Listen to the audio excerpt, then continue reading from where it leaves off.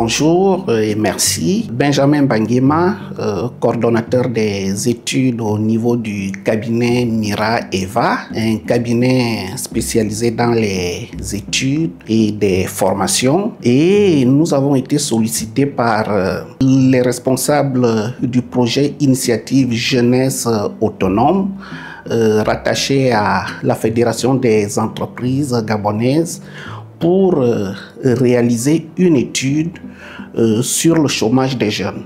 Il faut dire que quelques mois plus tôt, la FEG, avec l'appui de l'ambassade de France, a lancé un projet qui regroupe, parce que le projet n'est pas encore terminé, l'administration, les ONG représentées par la CIN et Ogwelab, et au niveau de l'administration, l'implication du PNPE. Et c'est donc à ce niveau que le cabinet Mira-Eva a été appelé pour regarder en fait l'état des lieux du chômage des jeunes au niveau des 3 provinces concernés par le projet, à savoir l'estuaire, l'Ogooué maritime et le Haut-Ogooué. Alors, les objectifs qui nous ont été fixés étaient de faire un état des lieux du chômage des jeunes à ces différents endroits, essayer de savoir combien sont-ils? Parce que tout le monde parle du chômage des jeunes, mais on n'a pas véritablement des chiffres exacts. On nous donne des estimations et on voulait quand même regarder de très près si en fait ce chômage est réel et quelles sont ses caractéristiques, quelles peuvent en fait être ses causes et comment le gouvernement a souvent fait pour essayer de lutter contre ce chômage et quelles sont en fait les recommandations pour le réduire véritablement. Tels ont en fait été nos objectifs. Et avec l'équipe des consultants, nous sommes lancés. D'abord, prendre les avis des parties prenantes au projet qui nous ont en fait expliqué ce qu'ils font, les objectifs qui leur ont été assignés et comment en fait les choses se déroulent réellement. Nous sommes donc lancés dans l'étude en faisant donc cet état des lieux, en parcourant les différents endroits, Libreville, Port-Gentil, Franceville, et en faisant également, en collectant les données par la littérature, par des témoignages. La consolidation de tout cela nous a donc permis de déterminer la typologie du chômage des jeunes au niveau du Gabon. On s'est rendu compte qu'il y a premièrement 2 grandes catégories de types de chômage des jeunes.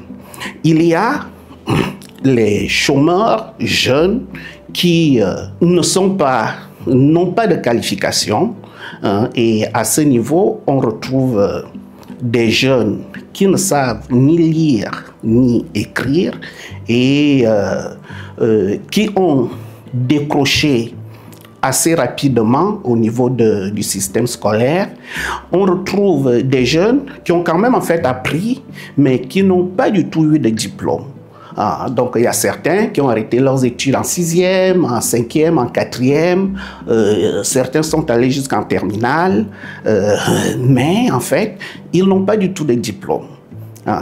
Et on retrouve également les jeunes qui sont diplômés. À ce niveau, il y a 2 catégories.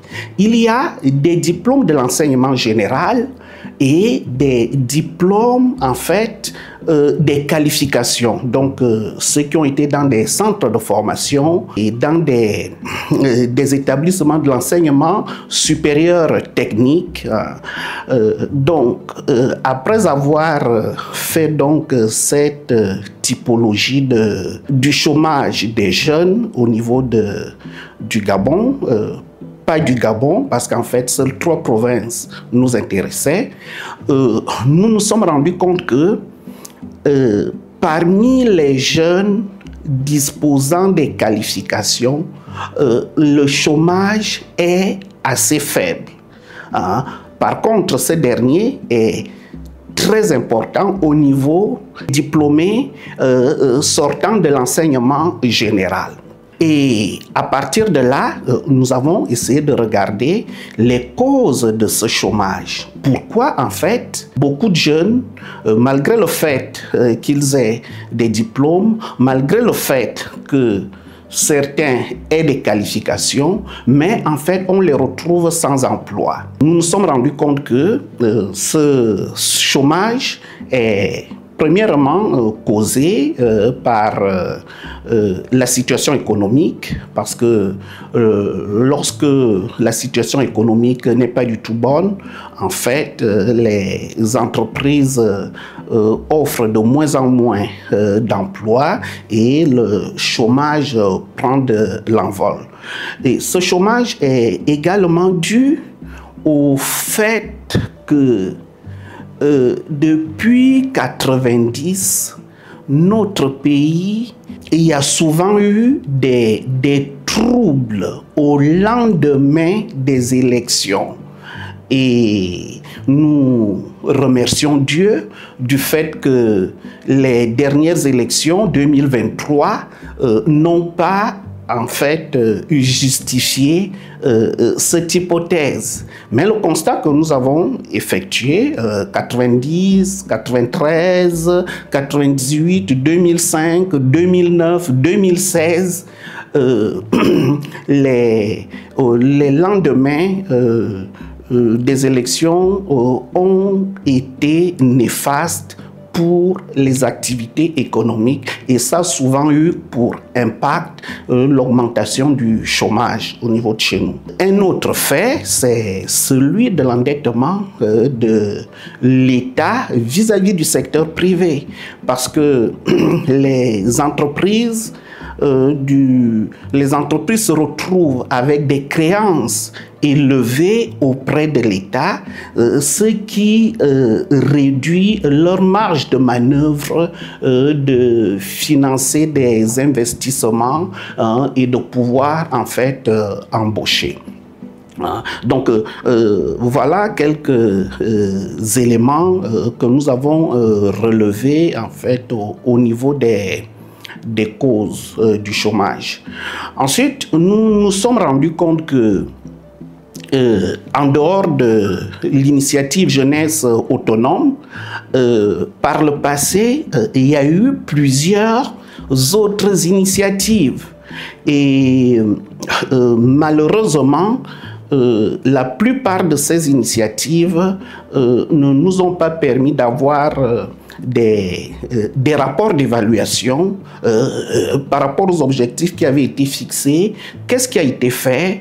Qu'est-ce qui n'a pas été fait, et ainsi de suite. Et c'est à ce niveau également que nous sommes contents avec l'initiative Jeunesse Autonome qui, en ce moment, a lancé son évaluation finale pour voir si les acteurs, les parties prenantes au projet ont atteint les objectifs qui leur ont été assignés.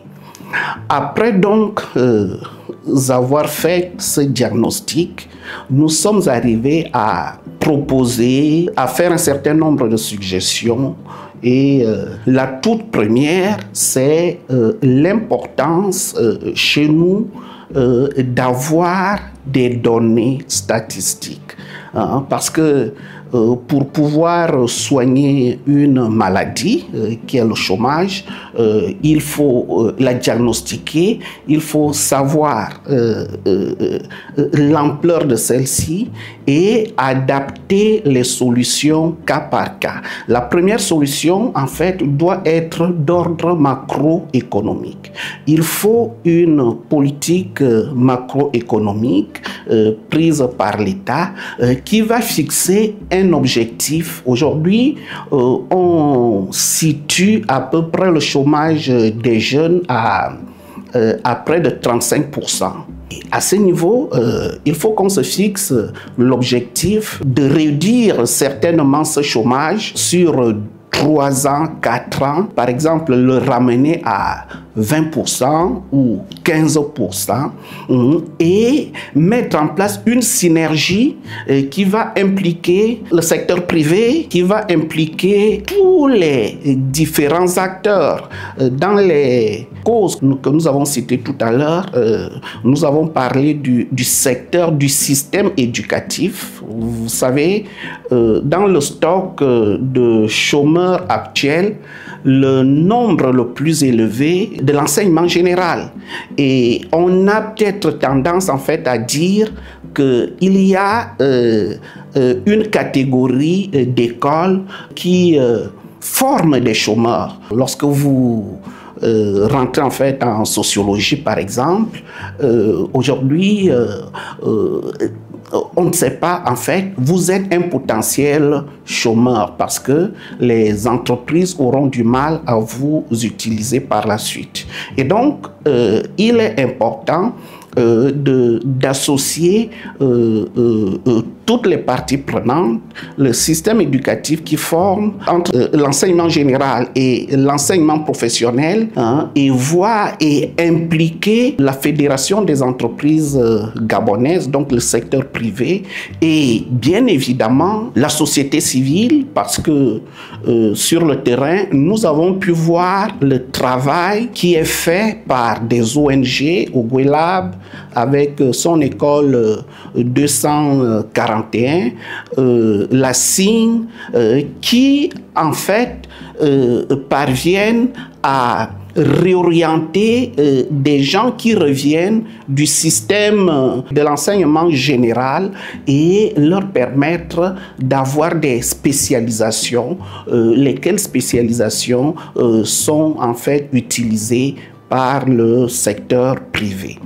Et il y a également un certain nombre de choses qu'on peut intégrer, c'est l'alternance et les entretiens que nous avons eus avec les entreprises nous ont permis de voir que ces dernières sont disposées à le faire, mais il faut qu'un cadre juridique soit mis en place. L'État puisse encourager les entreprises à se lancer dans ces initiatives.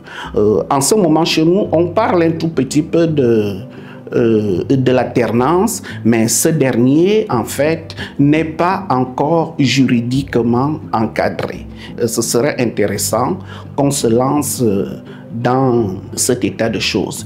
Et aujourd'hui aussi, on voit avec la nouvelle dynamique des plus hautes autorités, certains secteurs deviennent prioritaires et il serait intéressant qu'on accompagne les jeunes dans la formation au sein de ces secteurs. Si nous n'avons pas encore des établissements dans ce sens, il faut les mettre en place, former les jeunes et les orienter au niveau des emplois dans ces secteurs, soit les accompagner dans la mise en place des initiatives autonomes.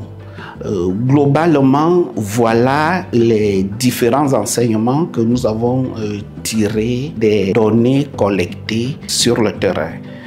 Et nous voulons également à ce niveau remercier le PNPE qui a mis à notre disposition ces données qui ne ressortent pas la situation générale du pays, mais nous ont quand même permis de tirer un certain nombre d'enseignements.